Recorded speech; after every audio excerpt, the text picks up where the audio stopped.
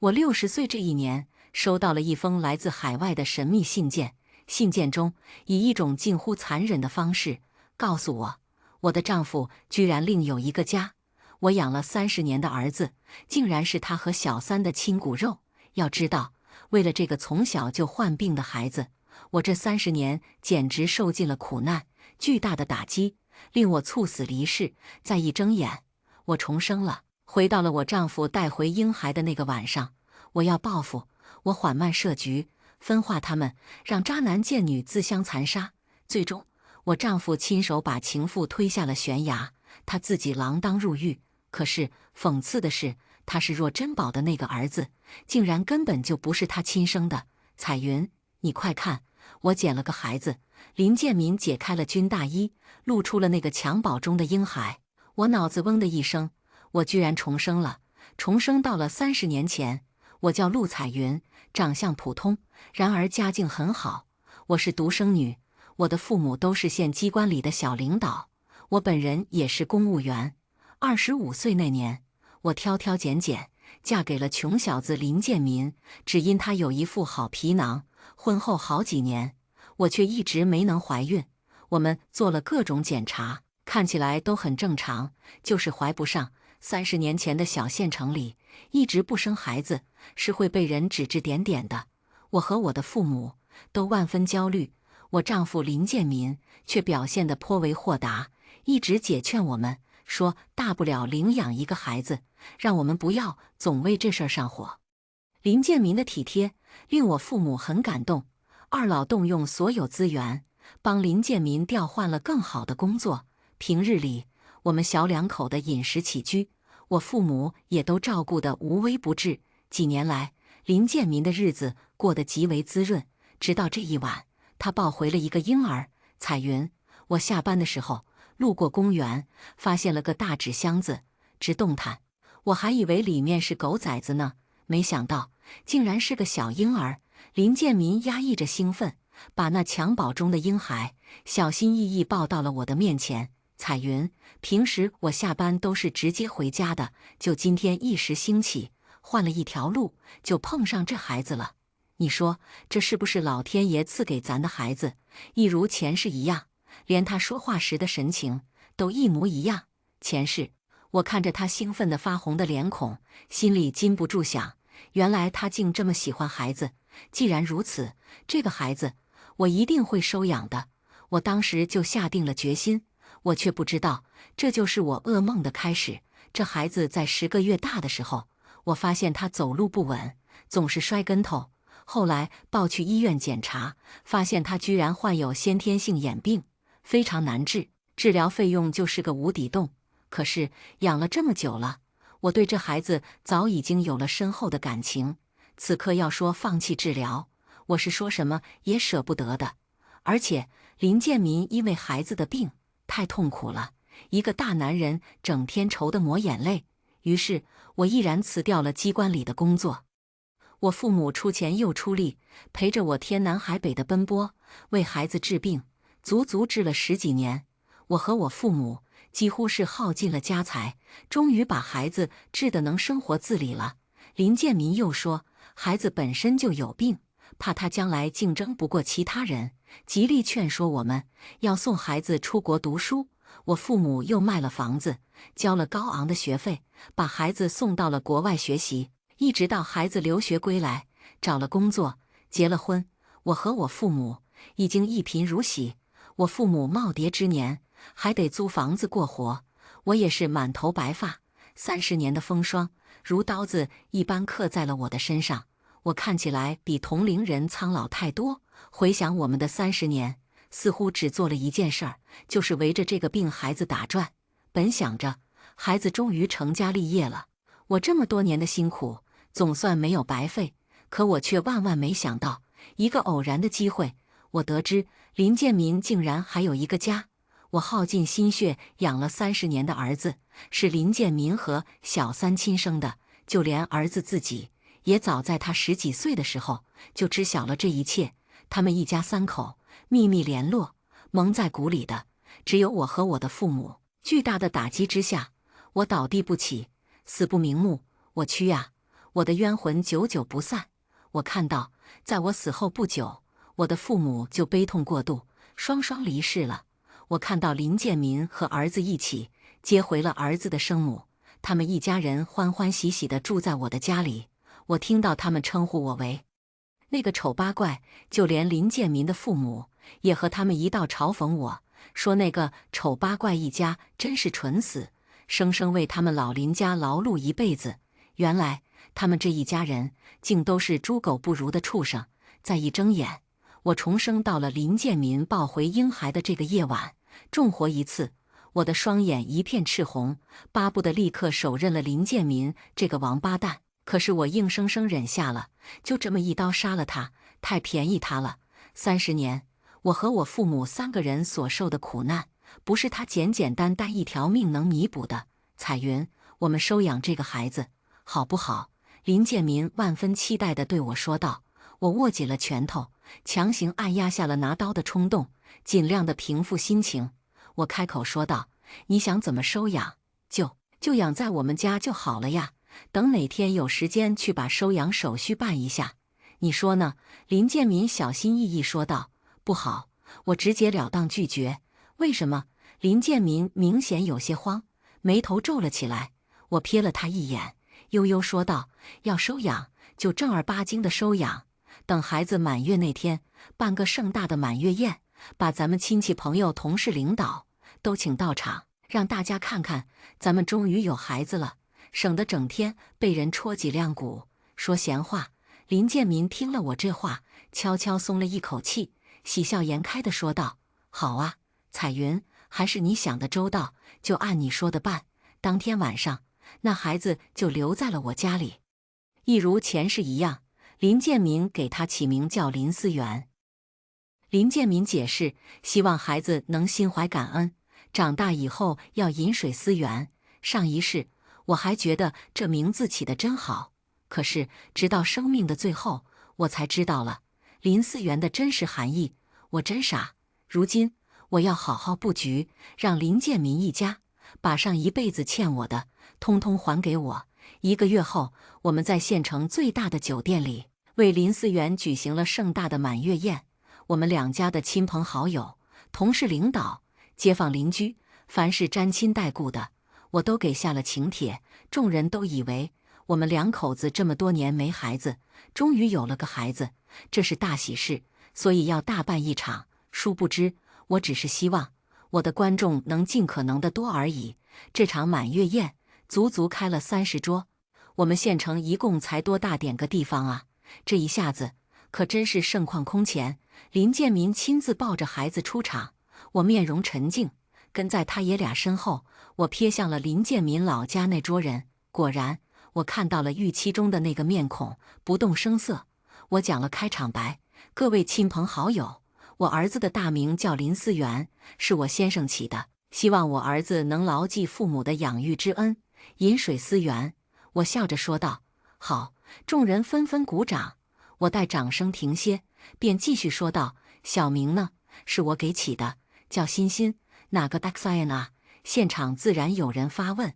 我笑着把孩子左臂的袖子挽了起来，亮出了他的左手臂，一个爱心形状的通红的胎记，赫然映入了众人的眼帘，是爱心的心。你们看，这孩子胎里带的一颗爱心，还是红色的呢，神奇吧？我的眼睛瞟过了现场众人，神奇神奇！众人又纷纷鼓掌称赞。只是在这一片称赞声中，我听到了一声低低的惊呼。我循声看去，便发现这声惊呼是从我高中同学那一桌发出的。具体来说，是我的高中女同学夏琳。此时此刻，她正怔怔地张着嘴巴，震惊地看着林思源手臂上的红色胎记，满脸的若有所思。我依旧没动声色，说完了开场白，就按部就班地请大家入席了。我却没有入座，而是径直走到了我同学夏琳身边，俯身向她低声问道：“夏琳同学，怎么了？有什么不对劲儿吗？”夏琳的脸色变得凝重起来，眉头微蹙，对我说道：“陆彩云，借一步说话。”我便和夏琳一同来到了走廊上。“怎么了？”夏琳，我故作疑惑地问道。夏林表情挣扎了一番，终是开口说道：“陆彩云，你应该知道吧？我在隔壁县医院当护士。说起来，你可能不信，1个月前有一天晚上，我们院来了一个特别的产妇，她居然是独自一个人来生孩子的，没有任何家人陪同。那天晚上，她生下了一个男孩，胳膊上就带着这样的胎记。你是说，那个男孩就是我儿子？”我惊声问道。错不了，夏林重重的点头。那孩子胎记那么特殊，我肯定不可能认错。那你还记得那个产妇叫啥吗？我引导着问道。记得，她叫袁杏，我对她印象挺深刻的，她长得挺漂亮的。夏林笃定地说道。袁杏，袁杏，我却是表现得惊惶不已。怎么了？夏林问道。袁杏是我家亲戚啊，我丈夫的远房表妹，今儿她也在现场啊。我惊声说道。什么？夏林也感觉非常意外。夏林同学，你帮帮我好不好？你帮我看看去，是不是那个产妇？如果真是她的话，她有手有脚的，凭什么遗弃婴儿啊？而且她肯定也认出了那是她儿子，为啥不吭声啊？这里面别是有不可告人的秘密吧？我拉着夏林说道。你顾虑的对，走，我陪你去。夏林点了点头。我和夏林便一起回到了满月宴上，我拉着夏林直奔林建民老家那一桌。此时此刻，林建民和孩子也正在这一桌呢。林建民的父母抢着抱那孩子，笑得见牙不见眼，而那个林建民的远房表妹袁杏就坐在林建民母亲身侧，神色复杂地看着孩子。我拉着夏林径直走到了袁杏身边，一指袁杏，直截了当地问道：“夏林同学，这就是我丈夫的表妹袁杏，是她吗？”“没错，就是她，绝对错不了。”夏林推了推眼镜，信誓旦旦地说道。林建民老家的这些人眼见着我这架势，一个个不由得面面相觑，袁杏更是满脸紧张地看向了我。她长得确实比我漂亮，五官很精致，只是此刻一双杏眼里满是惊惶和闪躲。做了亏心事，她自然对我有种本能的畏惧。彩云，你这是怎么了？气势汹汹的。我丈夫林建民脸上也有明显的紧张，却第一时间站了起来。你让他说。我一指袁杏，怒气冲冲。袁杏浑身一颤，眼神慌乱地看向了林建民。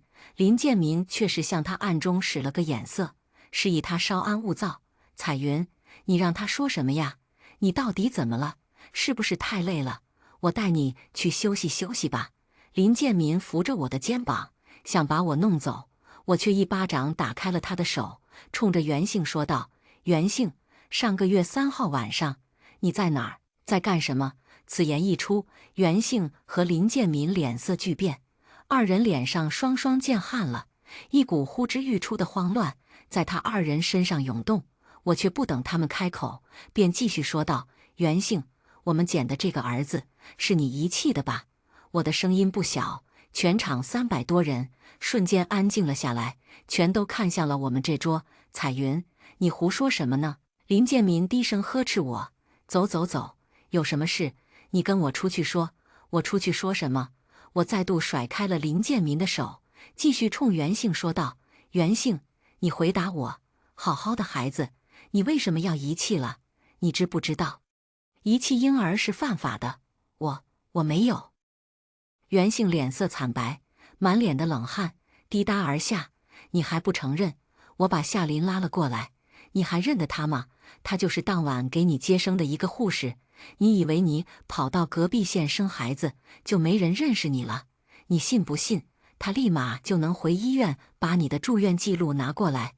袁杏大张着嘴巴看着夏林，而后一屁股坐在了椅子上，真相不言而喻。林建民站在袁杏身侧，脸如死灰，冷汗顺着头发流入了后脖颈子里，满脸都是绝望之色。在场的有好多林建民的同事和领导。我们县城本就不大，若是出了丑闻，不出3个小时就能臭遍全县。我瞥着林建民的神色，心头一声冷笑，我却没有把手中的雷神之锤立马落在林建民头上，而是话锋一转，继续冲着袁杏说道：“袁杏，这孩子，我和建民不能替你养，你有手有脚的，得自己负起责任来。而且，孩子的爹到底是谁呀？是哪个杂种让你吃了亏？你得去找他呀，让他跟你一起养孩子。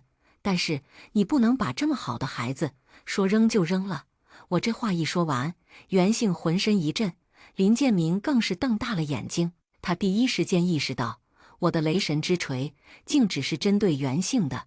看样子，事情只败露了一半。我只是知晓了孩子是袁姓生的，却根本不知道孩子的父亲是谁。他林建民居然还有活路！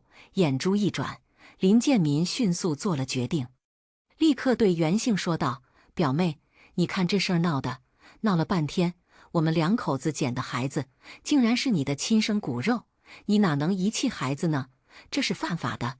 你嫂子说的对，我们两口子不能替你养孩子，你得找孩子他爸去，你们自己养。”袁姓难以置信地看了林建民一眼，林建民却无声地向他递了一个意味深长的眼神。现场足有300多人啊，一道道目光犹如凌迟一般落在了袁姓身上。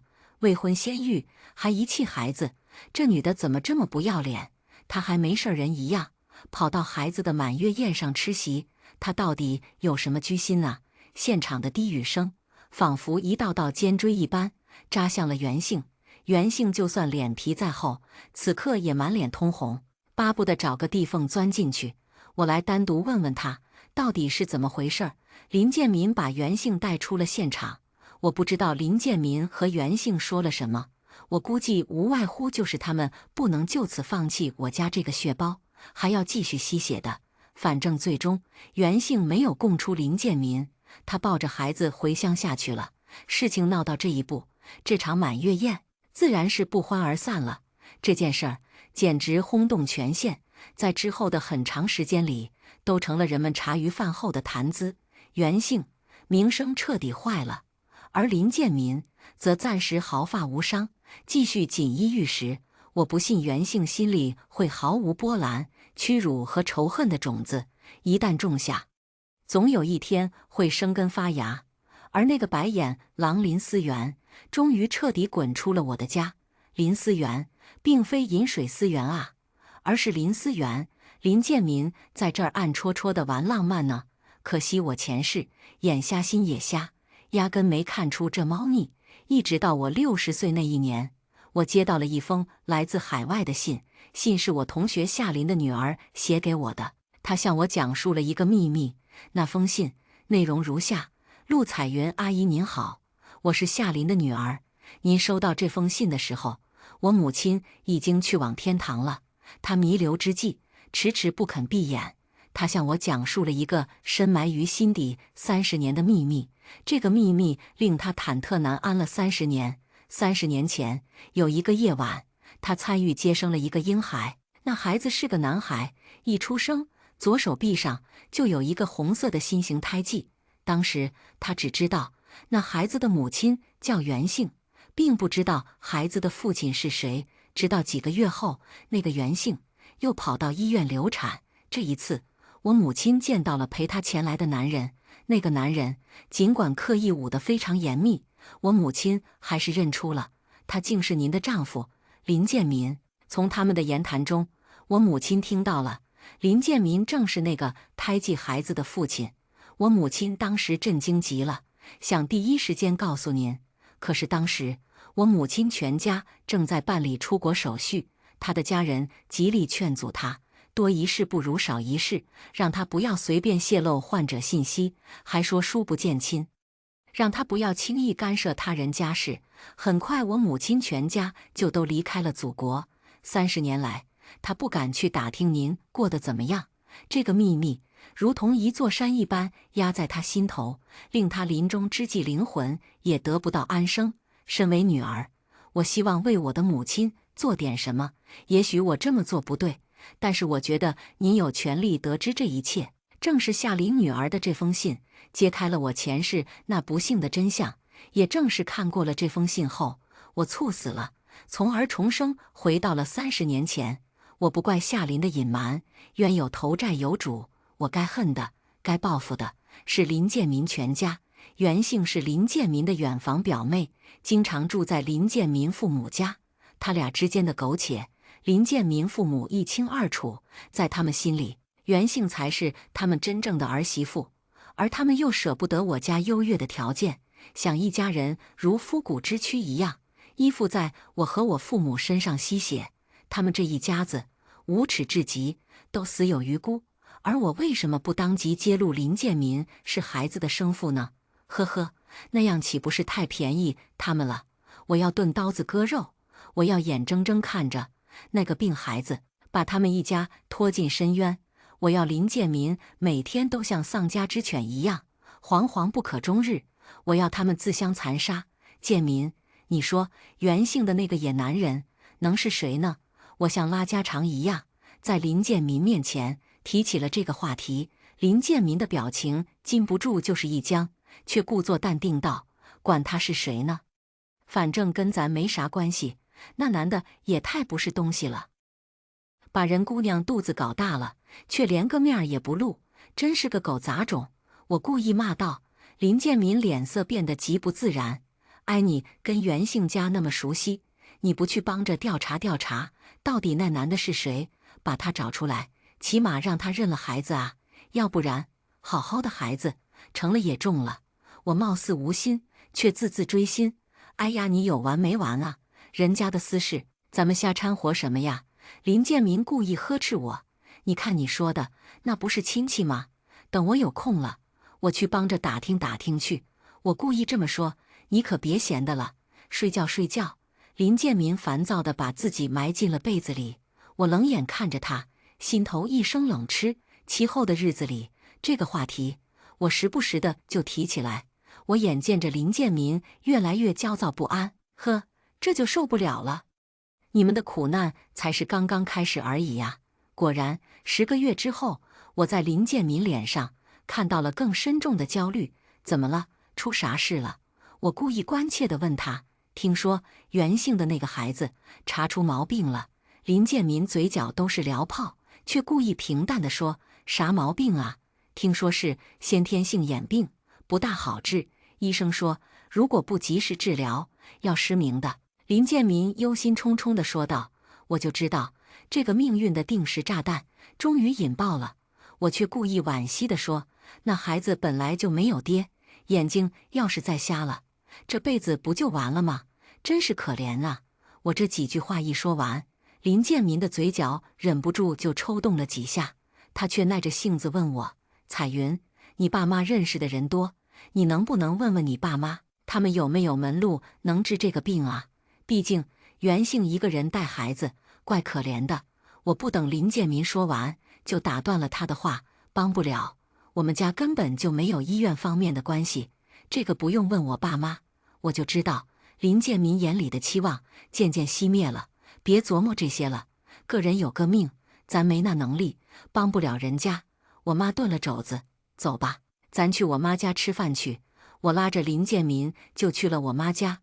我妈依旧如从前一般做了一大桌子好菜。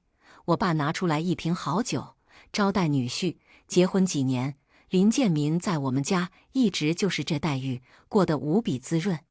可他却是怎么对待我们的？这个杂种重生回来，我没有告诉我爸妈前世发生的一切。他们前世为了我，已经经历了太多的苦难。这一世，我就算是拼出命去，也定要保他们平安无忧。爸妈，多亏咱们当时没收养那个病孩子，要不然咱家不得倾家荡产啊！我一边啃着大肘子，一边杀人诛心。林建民的筷子停在了嘴边，满脸苦涩，味同嚼蜡一般。谁说不是呢？谁家摊上这样的病孩子，也是没招啊！就是可怜了那孩子，好好的一孩子，怎么就得了那种病呢？我爸妈一阵唏嘘，我却狠咬了一口大肘子，恨声说道：“要我说呀，肯定是那孩子的爹造大孽，报应到了自己儿子身上。行了行了，彩云你口下留德，建民啊，咱别光提别人家的糟心事儿了。喝酒。”我爸打断了我的话，拉着林建民喝酒。林建民酒不及入喉，脸已经成了猪肝色。又过了几天，林建民找我借钱，一开口就是20万，那可是30年前。20万绝不是小数目，你要借钱干啥？我当时脸就拉了下来，这不是袁姓吗？他要给孩子治病，找到我头上了，亲戚里道的，我也不好拒绝呀。彩云，你去找你爸妈借一下呗，我知道你爸妈手里可不止这些钱。林建民说道。我当时就不乐意了，冷声开口：你是孩子爹吗？林建民骤然一惊，额头有些冒冷汗了，却故作不悦说道：你瞎说啥呢？你既然不是孩子爹，你凭什么一出手就帮他20万呢？咱是啥人家呀？咱也就是普通的工薪阶层，我爸妈奋斗一辈子，攒点棺材本，凭啥要借给外人啊？我非常生气地说：那也不是不还了。再说，咱俩又没个孩子，你爸妈留着那么多钱干啥？一时半会也用不上啊！林建民大言不惭，我当时就拍桌子了。林建民，你要这么说的话，那咱俩立马离婚吧。你去找个能给你生孩子的，离婚以后你爱帮谁帮谁。林建民没想到我态度居然这么恶劣，这是结婚几年来从未有过的情况。听我提到离婚了，他有点慌了。他哪舍得脱离我家呀？赶忙说：你看你，这不是在跟你商量吗？多大点事啊？你就提离婚，咱俩是结发夫妻呀！你真舍得跟我离婚？林建民说着来搂我一巴掌把他手拍掉，语气继续不悦说道：你就是一直嫌弃我不能给你生孩子，不嫌弃，我不是早就说了吗？大不了收养一个。林建民急忙表态：那咱有机会就去收养一个，这回要找来路正的，还要选个健康的，可别稀里糊涂再碰上个有病的。我再度杀人诛心。好好好，都听你的。林建民连声敷衍我表现得消了气，又略带愧疚地说：哎，看在是亲戚的份上，我明天陪你去看看袁姓和孩子吧。林建民本想拒绝，可是看我今天态度不善，他也只好答应了下来。对了，我跟你说，别惦记我爸妈的钱了，我爸妈也不知道听谁说的房价要涨，他俩前几天去省城买房子了，买了好几套呢，他俩手里现在根本就没钱了。我随口告诉林建民：啥？这不是胡闹吗？现在计划生育，一家就一个孩子，哪里需要那么多房子？要不了几年，房价必跌，买那么多房子干啥？林建民气急败坏地说道：钱是他们二老传的，他们爱怎么花就怎么花呗。更何况，不是你说的吗？咱俩又没孩子，留着那些钱一时半会儿也用不到。我原话对了回去。林建民听着我爸妈把钱都花出去了，捞钱无望，脸色极差，却也没再多说什么，只是一晚上都愁眉紧锁。第二天，我果然买了些水果，跟着林建民一起去了袁姓家。你还知道过来呀？门一开，袁姓就气鼓鼓，语气不善地说道。下一秒，见到了林建民身后的我，袁姓的脸色立马变得极为不自然，勉强打招呼：表嫂也来了。这才几个月不见，袁姓已经万分憔悴了，原本白皙的小脸一片蜡黄，眼角都有皱纹了，可见这段时间他受了不少折磨。孩子怎么样？我假装啥也不知道，一进门就关心孩子。医生说情况很不乐观。袁姓说着就哭了，这是真哭，真着急了。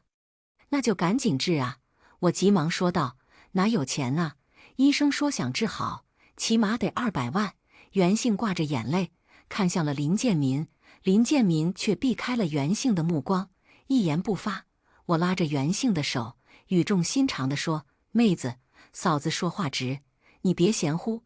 依嫂子看，你得找孩子他爸想办法呀。你一个连工作都没有的女人家，拿啥给孩子治病？你就去找孩子他爸，他要是不认账，你就闹。你是当妈的人了，为母则刚，你得为孩子着想啊。袁姓一时语塞，瞥了林建民一眼，低下了头，一言不发。林建民脸上一阵红一阵白的，赶紧打断了我的话：行了行了，你别给出馊主意了。我就状若无意地转移了话题。养孩子真是不容易呀。建民昨天还和我说呢，过段时间要去收养个孩子。哎，仔细一想养孩子的过程，我还真是有点发怵了。袁姓听了我的话，豁然抬头看向了林建民。林建民脸上闪过了一抹惊慌，又坐了一会儿。我说有点急事儿，要独自提前离开。其实我神不知鬼不觉的又绕了回来，躲在屋后偷听。果然，没一会儿，他俩就爆发了激烈又压抑的争吵。你不是说这辈子就只要思源这一个孩子吗？你为啥又要去收养孩子？袁姓的声音里透着一股凄厉。骗他的，我都不让他生，我能去收养别人的孩子？林建民态度十分不好。林建民的话令我心里咯噔一下，我不及细想，就听袁姓继续低声吼道：“那你倒是拿钱出来，给儿子治眼睛啊！医生说再不抓紧治就得瞎了，我得有钱呐！陆彩云他爹妈不知道抽什么风，把那点棺材本都拿去买房子了，他们手上根本就没钱了。”林建民懊恼地说道：“你前几天不是口口声声一定能骗到钱的吗？现在怎么办？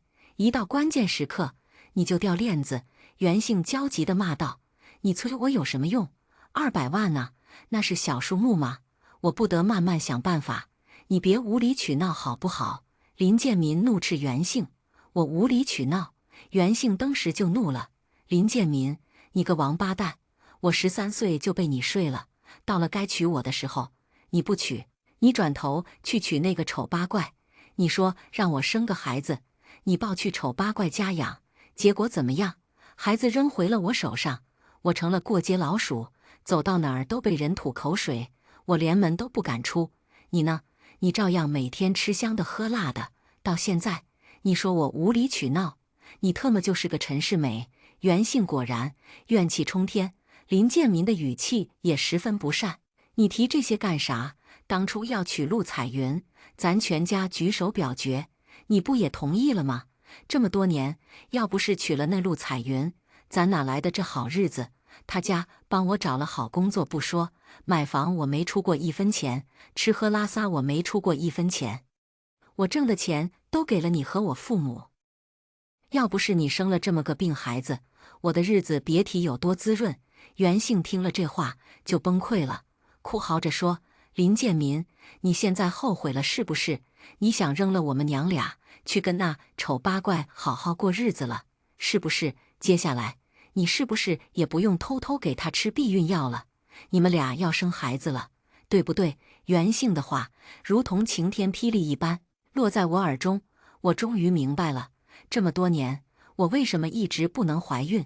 原来林建民竟一直在偷偷地给我下药，下避孕药。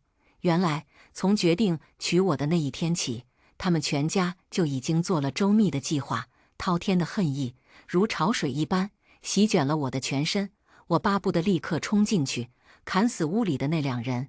不过我还是死死压下了冲动，因为屋内的2人此刻已经是越吵越凶。我听见袁姓在嘶吼：“林建民，月底之前你再拿不出钱来给儿子治眼睛，我就去把一切都告诉那丑八怪，我还要去你单位闹，让全县的人都看看你林建民是个什么狗东西！”我听见屋内响起了一个响亮的耳光，我听见屋内2人厮打在了一起，我嘴角颤抖着勾起了一抹笑容。从袁姓家回来之后，我发现林建民越来越阴沉了，我知道他和袁姓之间的矛盾越来越深了。有一天，袁姓甚至不请自来，直接找到了我家里，说是来看望我，实则就是来敲打林建民的。袁姓眼见着越来越憔悴了，被那病孩子折磨的，俨然就成了一个黄脸婆，昔日的美貌已经不复存在，原本含情脉脉的一双杏眼里，此刻全是疲惫和怨怒。我虽然五官没有她漂亮，可我整日里养尊处优，十指不沾阳春水，看起来状态可比她好太多了。尤其是穿着打扮，我甩了袁姓几条街，更何况我这100多平米富丽堂皇的家，更是袁姓从未拥有过的。通过点点滴滴的细节，袁姓看到了林建民每天过得有多么滋润，受苦受难的只有他一个人而已。他的脸上不可遏制地浮现出了深切的恨意。不出我所料，当天他们二人又发生了激烈的争吵。袁姓给林建民下了最后通牒，月底之前必须筹到钱，否则他将一无所有。昔日苟且偷情的两个人已经彻底成了怨偶。那天之后，林建民就经常在书房里一坐就是一整晚。以前从不吸烟的他，竟开始吸烟了。他心中的焦灼可想而知。我偷眼旁观着快要受脱相的林建民，心里是真解气呀！这种钝刀子割肉的感觉，比一刀宰了他过瘾多了。随着月底的临近，我明显感觉到林建民越来越焦灼了。我知道林建民和袁姓之间的引信已经点燃了，就看这颗雷什么时候引爆了。我却没想到，这颗雷比我预期的还要响。月底这一天，我正在上班，却突然接到了警察的电话：“陆彩云同志，您丈夫涉嫌蓄意谋杀未遂，请您马上来一趟警察局。”谋杀未遂，他谋杀谁了？我压抑着心头的狂跳，沉声问道：“一个叫袁姓的女人。”警察的回答不带一丝感情。我挂断了电话，以这辈子最快的速度冲到了警察局。您丈夫林建民于昨天下午带着袁姓去爬山，在百丈崖附近，林建民把袁姓推下了悬崖。袁姓坠崖过程中被树木阻隔，并没有被摔死，后来被过路的猎人救了，猎人还帮他报了警。目前，您丈夫林建民已经以谋杀未遂罪被逮捕了。警察同志言简意赅地向我陈述了案情。呵，我浑身颤抖，嘴里发出了像哭又像是笑的声音。陆彩云同志，您的心情我能理解，坚强一点吧。警察拍了拍我的肩膀，安慰我。我点了点头，把脸埋进了手掌中。我实在是怕被警察看出来我心中的狂喜。林建民啊，你真是没有让我失望。我原本以为最终的结局会是袁姓大闹一场，他们两个自相残杀，斗个鱼死网破，身败名裂，遗臭万年，然后林建民失去一切，滚回老家，跟他的人渣父母一起养育那病孩子一生。我却没想到，林建民这个自私到了极点、禽兽不如的家伙，为了保住他所拥有的一切，他对袁姓下手了。警察同志，我丈夫会被判刑吗？我尽量平复了心情，颤抖着问向了警察。警察没有正面回答我的问题，却告诉我，虽然袁姓没有死亡，却伤得非常严重，大概率要残废了，往后余生恐怕都得在轮椅上度过，生活不能自理。这么恶劣的罪行，林建民肯定会被重判。我走出警察局的那一刻，仰天一声长叹。我感觉到前世今生的冤屈和痛苦都化作了一缕青烟，烟消云散了。这真是天道好轮回，苍天饶过谁？林建民和袁姓的故事在庭审现场终于大白于天下。林建民一家出了大名了，不但全县轰动，全国都轰动了。这种丧尽天良、禽兽不如的行为激怒了全国人民。林建民最终被从重判了无期徒刑，林建民的父母以及袁姓都被千夫所指。袁姓果然残废了。他出院那一天，我去看他了，他精神上已经接近崩溃了。你不用来看我的笑话，我知道我倒霉。我13岁那年就跟林建民睡了，他们全家都哄着我，说林建民是10里8村学习最好的，将来一定有出息。他们让我别声张，等林建民考上大学，毕业之后就来娶我。我这一生都被他毁了，他竟然还要杀我。袁姓泪流满面，我一言不发地看着他。我就是来看他的笑话的，我不会蠢到去同情我的仇人。看够了他的惨样，我起身要走，没想到临走之际，袁姓竟又甩给了我一个惊喜。他抹了一把眼泪，兀自恨声说道：“儿子不是他的种，他一年到头能跟我见几次面？我年纪轻轻的，凭什么给他守活寡？背着他，我跟好几个男的睡过。你是说林思源不是林建民的儿子？不是，我看孩子越长越不像他。就在他推我坠崖前几天，我偷偷去做了亲子鉴定，确定不是他的。袁姓信誓旦旦地说道：“能把鉴定书给我复印一份吗？”我想了想，开口问道：“你拿走吧，别让林建民家里知道就行。你不可能告诉他们，对吧？毕竟他们家从没对你做过什么好事。”袁姓直接找出了那鉴定书，扔给了我。那上面果然写着林建民和林思源排除生物学父子关系。你儿子现在在哪儿？我揣好了鉴定书，问道：“林建民爹妈养着呢，我如今这个鬼样子，根本就养不了他。”袁姓又哭了起来。我离开了袁姓家，把那份亲子鉴定书妥善保存好了。我怎么会告诉林建民一家呢？我要让他们往后余生都摆脱不了林思源，一如前世的我一样。可惜5年后，我的算盘就落空了。林思源死了，5年来，林建民的父母也散尽了家财，为林思源治病。只是以他们的财力，却是杯水车薪。林思源不可避免地瞎了。有一天出了家门瞎逛，掉进村头水塘淹死了。我听了这个消息，叹了一口气，第一时间动身前往监狱探看林建民。这是他入狱以来我第一次来看他。林建民表现得十分激动：“彩云，你终于来看我了。彩云，我做的那一切都是为了你呀。我想跟你好好过日子，可是袁姓一直威胁我，我迫不得已才想除掉他的。”我直视着他的眼睛，不咸不淡地哦了一声：“彩云，入狱以来，我彻底悟了，这个世界上对我最好的人就是你和我岳父岳母。要不是袁姓横加阻拦，我们一家人原本可以安安稳稳地生活在一起的。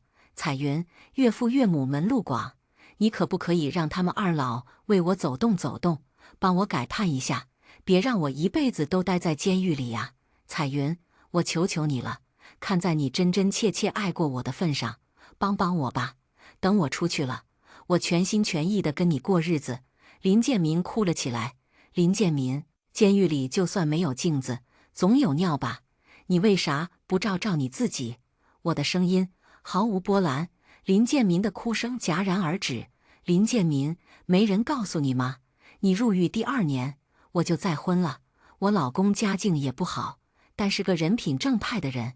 如今我儿子都2岁了。”我依旧淡淡的说道：“你生儿子了？”林建民嘶声问道。“嗯，很健康的一个男孩，眼睛又大又亮。”我点了点头，语气平静。林建民颓然低下了头，不知道此刻心里在想些什么。对了，这5年来，房价涨得可快了。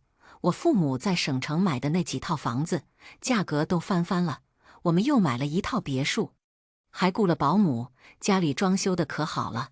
我平静的好似拉家常。林建民的脸孔肉眼可见的抖了又抖：“彩云，是我对不起你，我自作孽不可活，一失足成千古恨呐。”林建民的眼泪汩汩而下，他看起来是真后悔了。“我这次来，不是来听你说这些的，我是来告诉你，你儿子林思源死了。”我依旧淡淡的说道：“死了？为什么？我儿子怎么死的？”林建民果然动容了：“因为眼瞎，掉进你们村头水塘，淹死了。你们老林家就剩林思源那根独苗了。虽然是个瞎子，却也是你爹妈的心头肉。5年来，你爹妈把家底都折腾空了，给林思源治病，如今他却淹死了。你爹妈白发人送黑发人，哭得特别伤心，尤其是你妈，眼睛都哭出血了。”我平静地叙述这一切。林建民听了我的话，脸色一片惨白，浑身抖得如风中的残叶一样，良久才趴在桌子上，发出了一声低沉的嚎哭。他是真伤心了，那惨样真是闻者伤心，见者落泪啊，节哀啊！林建民，你父母已经失去了唯一的孙子了，你可得好好的活着。我撂下了这一句话，大步离开了监狱。3个月之后，我又来探看他了。他看起来无比的憔悴，已经瘦脱了相。老话说得好，伤筋动骨100天。我估摸着心灵上的创伤，前100天恐怕也是最难熬的。果然，林建民双眼中一点神采都没有了。3个月的煎熬，丧子之痛几乎摧垮了他。25岁那年，我挑挑拣拣嫁给了穷小子林建民，只因他有一副好皮囊。我什么好消息？林建民眼睛里恢复了一点神采，满怀希望地马上问道。我拿出了那张亲子鉴定书，递到了他面前。林思源不是你的亲儿子。林建民的眼睛一瞬间睁大了，仿佛反应了好一会儿，才终于意识到我说的是什么。你看看，这上面写着呢，林建民和林思源排除生物学父子的关系。我指着鉴定书上的文字，一字一句地念给他听。林建民张大了嘴巴，一时间如遭雷击。我去问过袁姓了，他除了你之外，还有好几个相好的，都睡过。这份鉴定是袁姓偷偷拿你和林思源的头发亲自去做的，错不了。我直视着林建民，认真说道。林建民怔怔地看着我，喉咙里一阵异响，过了好半天，才嘶声说道：我为了这个孩子，对，你为了这个孩子，偷偷给我下避孕药，不让我怀你的孩子。你为了这个孩子，整天在我家演戏，殚精竭虑。你父母为了这个孩子，花光了家底，到最后白发人送黑发人，哭得死去活来。最重要的是，你因为他们母子从一个公务员沦为了杀人犯，这辈子要把牢底坐穿啊！到头来，这个孩子却根本不是你的种，所以他死了，你大可不必那么伤心，你说对吧？林建民，我笑着问向了林建民。林建民双眼一片赤红，愣了足有好几分钟，之后他也咧着嘴笑了起来，渐渐地变成了狂笑。狱警立刻上前，狠狠给了他一警棍，拖着他往牢房走去。他却一直在狂笑，笑得弯了腰，尿了裤子。他疯了。我目睹着他脚下蜿蜒的尿渍，无声地笑了。